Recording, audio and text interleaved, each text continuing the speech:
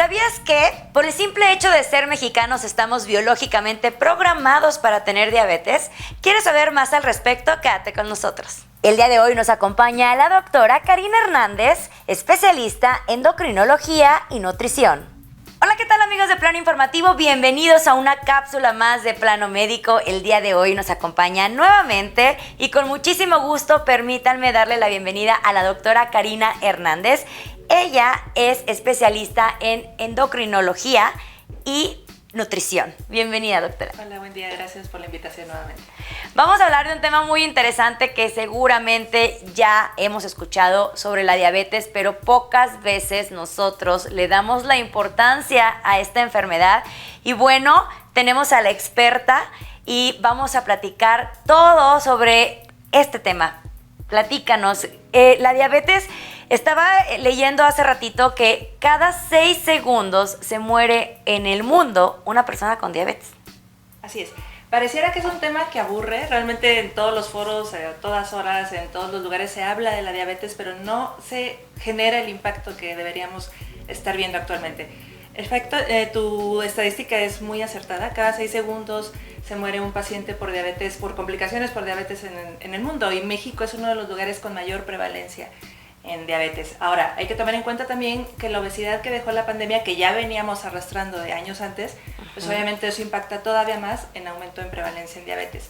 Estamos hablando aquí, para hablar un poco de números duros, en México 3 o 4 de cada 10 personas en México tiene diabetes, y lo más impactante probablemente es que la mitad de ellos aún no lo sabe. ¿Por qué? Porque eso es lo más importante, la diabetes no duele.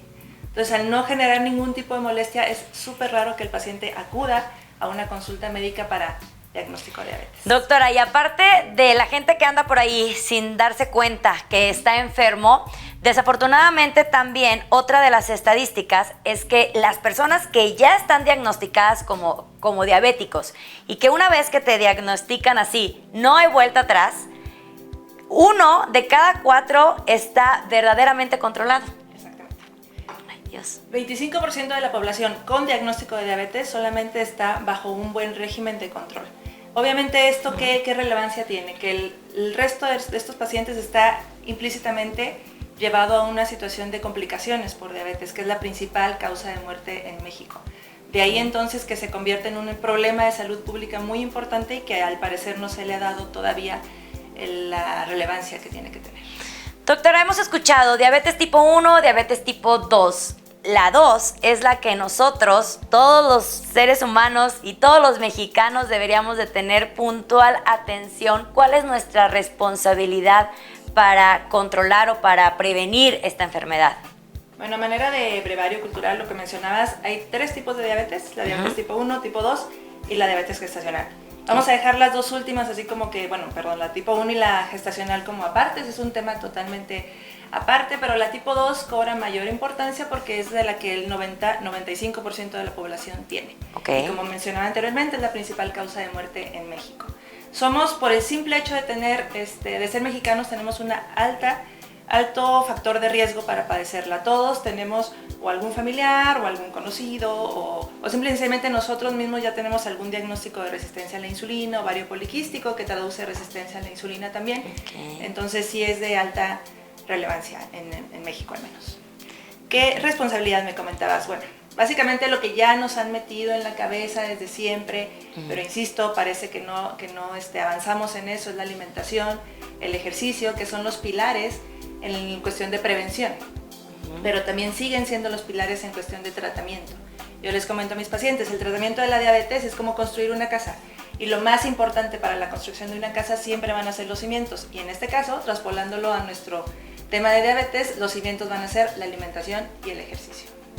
Ok, aquí ¿qué es lo que pasa? Yo creo que nos tienes que ayudar a explicarle a la población, yo creo que hasta con manzanitas, lo que tenemos que tener conciencia de lo que nos llevamos a nuestra boca, los carbohidratos, porque desafortunadamente, pues así es la cultura mexicana, la torta, el tamal, las tortillas, cada cuánto debemos de consumir o si consumimos, qué actividad física debemos tener. Es un control verdaderamente muy sencillo, pero pues ahora sí que por lo rápido de la comida que aquí tenemos en México, pues desayunamos con tortilla, comemos con tortilla, cenamos con tortilla. ¿Cuántas tortillas en el mes te comes y cuánto ejercicio verdaderamente haces? Es un control que sí está en nuestras manos controlar.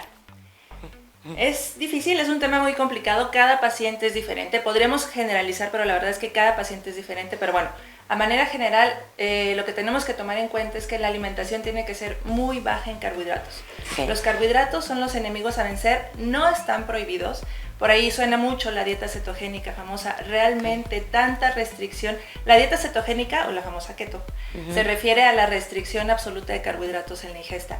Y no es conveniente, o sea, tiene sus efectos secundarios, sus efectos colaterales, sobre todo a nivel de hígado y riñón, pero bueno, no es el tema en esta ocasión. Lo que sí quiero comentar es que los carbohidratos son los enemigos a vencer, hay que restringirlos, no prohibirlos. Acordémonos que la simple palabra prohibición, ya el paciente a todos nos bloquea. Ahora lo quiero. Entonces es una restricción. ¿Cuáles son los carbohidratos? Pan, tortillas, arroz, todo tipo de pastas, leguminosas, frutas, ojo con las frutas, no las estoy satanizando, pero como crecimos con estos comerciales de come frutas y verduras, bueno, pues si como frutas todo el día, ya estoy muy saludable, y no, por ejemplo, un ejemplo muy sencillo, el jugo de naranja, es qué barbaridad, es una bomba de carbohidratos para el organismo, dispara el sistema de secreción de insulina de una manera muy abrupta, y bueno, así con todos los carbohidratos simples. Todas las frutas, todos los jugos, todos los licuados son carbohidratos simples y van a ser muy deleterios para el sistema metabólico de la glucosa. Doctor, y por ejemplo aquí mecánicamente, ¿cómo podríamos explicar la función del páncreas? Por ejemplo, consumimos carbohidratos, consumimos azúcares, el páncreas se cansa, se agota y llega a un punto, ¿a qué edad en la que más nos tendríamos que preocupar? Tanto como una edad no estaría ahí en el tema, estaría más en relación al peso. Okay. O a la mala o buena alimentación. Resulta que el páncreas, en efecto, como comentabas, es el productor de insulina en nuestro cuerpo. Todos producimos insulina, mucha gente ubica la insulina como la insulina del medicamento.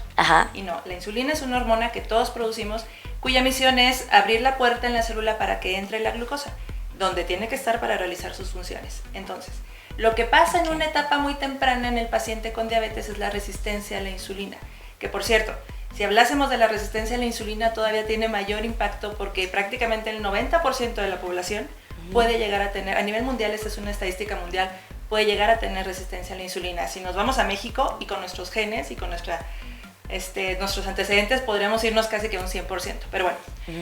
El paciente al establecer esta resistencia donde no permite que la insulina se pegue a la célula y por lo tanto se abra la compuerta a la glucosa, se empieza a acumular en la sangre. El cuerpo dice, no, momento, voy a compensar de alguna manera y su manera de compensar es aumentando la producción de insulina. Esto es lo que pasa en la resistencia a la insulina, que es el hiperinsulinismo y esto genera más obesidad, más sobrepeso, retención de líquidos, entre otras cosas, y finalmente lo que comentabas, que el páncreas termina por cansarse, no somos una máquina eternamente productora de insulina, sino que se cansa, deja de producirla y viene la diabetes. Es decir, tomemos en cuenta entonces que el estado de resistencia a la insulina es una etapa previa a la diabetes, es decir, una prediabetes que tiene que ser atendida de manera tan importante como la diabetes y sobre todo porque estamos hablando de que todavía en esta etapa hay oportunidad de curación. Y por ejemplo, en los niños, en los adultos mayores, ¿hay alguna diferencia que se pueda hacer?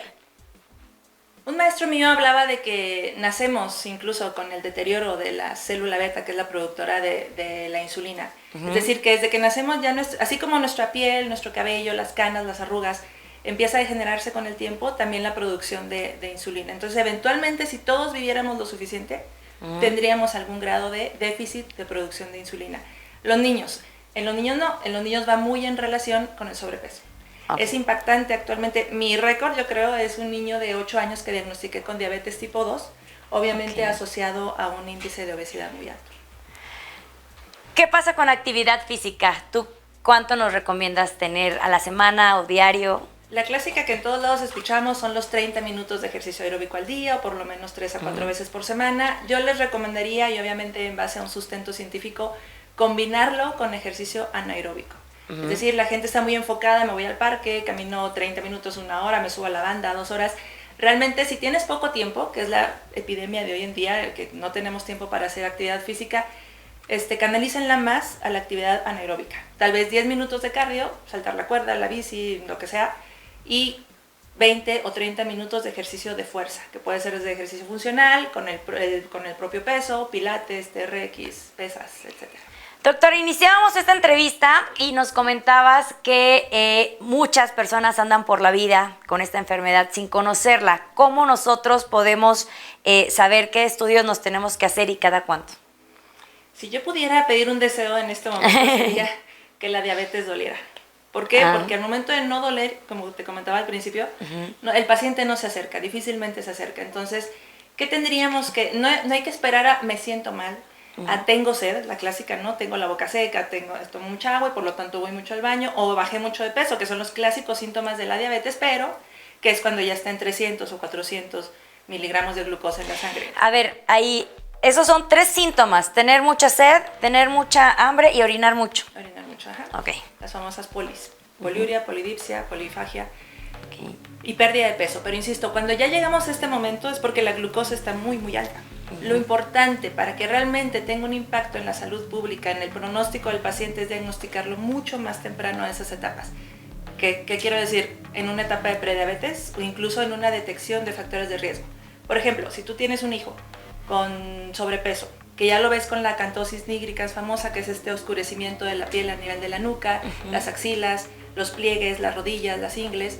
Ok, este niño obviamente requiere una atención y podríamos hacer ahí una detección temprana de resistencia a la insulina, de prediabetes y empezar a tratarlo. Okay. En personas sanas, adultos sanos, la Asociación Americana de Diabetes recomienda que anualmente se haga un estudio de detección que pudiera ser tan sencillo como una química sanguínea, una glucosa en ayuno, para a partir de los 25 años. Okay. Si tienes factores de riesgo, vuelvo a repetir, el simple hecho de ser mexicanos nos hace ya tener una carga muy importante al respecto, es decir, un factor de riesgo importante. Recomendaría que a partir incluso de los 20 años. Si hay obesidad, mucho antes. Si hay alteraciones menstruales, en el caso de la mujer, mucho antes. Pues prácticamente mejor no hay que dejarlo pasar. Doctora, muchísimas gracias por haber estado aquí. ¿Nos puedes recordar cómo te podemos encontrar? Claro que sí, estoy ubicada en el Hospital Lomas, a sus órdenes, en el consultorio 203. Teléfono 328-0902 para citas. Gracias. Al contrario. Así concluimos una cápsula más de Plano Médico. Te invitamos a visitar nuestra página web www.planoinformativo.com, a visitar nuestras diferentes redes sociales y ahora ya nos puedes escuchar en Amazon Music y Spotify. Yo soy Ana Reina Ríos de la Peña. Hasta la próxima.